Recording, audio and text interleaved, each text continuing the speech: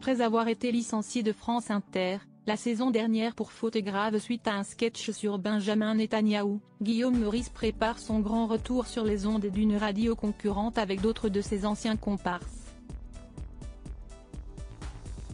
Une nouvelle et palpitante aventure professionnelle évoquée par l'humoriste dans les colonnes du Parisien ce lundi 26 août 2024. Guillaume Meurice s'apprête à orchestrer son grand retour à la radio. Licencié de France Inter, la saison dernière pour faute grave après une plaisanterie sur le Premier ministre israélien, Benjamin Netanyahou, l'humoriste débarque contre toute attente sur Radio Nova. Pour la rentrée, la célèbre station a ajouté à sa grille une nouvelle émission intitulée La Dernière, que l'ex-taulier du Grand Dimanche Soir animera. En exclusivité pour le Parisien ce lundi 26 août, Guillaume Meurice s'est confié sur cette nouvelle aventure professionnelle qui l'enchante au plus haut point. On me sort par la porte, je reviens par la fenêtre, a-t-il plaisanté.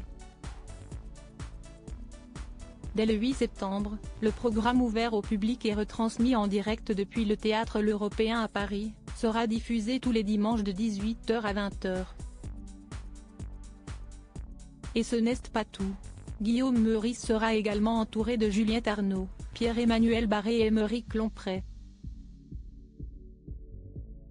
J'ai choisi de faire appel à mes camarades qui n'avaient plus de boulot, depuis cette petite affaire du mois de mai, a expliqué le chroniqueur qui souhaite toujours obtenir gain de cause au prud'homme. Nous avions envie de continuer à faire des conneries ensemble, tous m'ont dit oui immédiatement.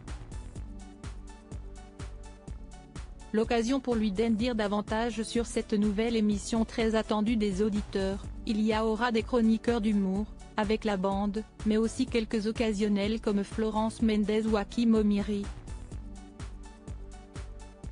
Nous aurons des invités mais pas pour faire leur promotion.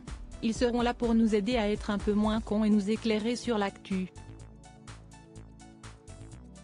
Guillaume Meurice règle ses comptes avec France Inter pour rappel à l'annonce de son licenciement. Aymeric Lompré avait annoncé qu'il démissionnait de France Inter par solidarité.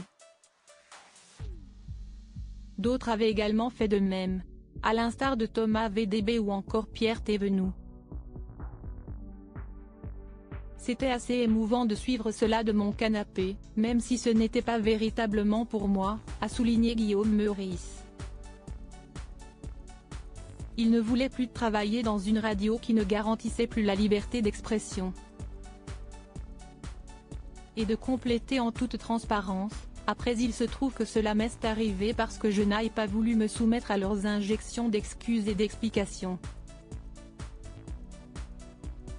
Bien qu'en réalité, le problème fut surtout qu'ils souhaitaient nous mettre de côté, car, fin avril Adèle Van Oret, directrice de France Inter, NDRL, nous avait reçus en disant qu'on pouvait continuer le dimanche soir, mais en réduisant notre budget de 30%.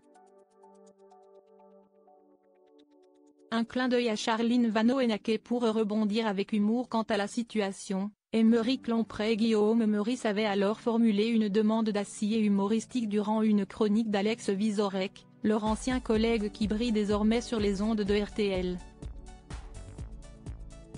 Ayant eu vent de leur requête, Radio Nova a décidé de l'exaucer. Quant à Juliette Arnaud, elle officiait également aux côtés de Charline Vanhoenacker. De son côté, la principale intéressée pilote désormais une chronique quotidienne, le matin, sur la célèbre station. Je lui ai évidemment envoyé un message, a reconnu Guillaume Meurice en évoquant son ex-collègue. Elle m'a dit qu'elle était contente pour moi et qu'elle me souhaitait bonne chance. Je lui ai répondu que si ça tournait mal pour elle à Radio France, elle aurait toujours une place chez nous.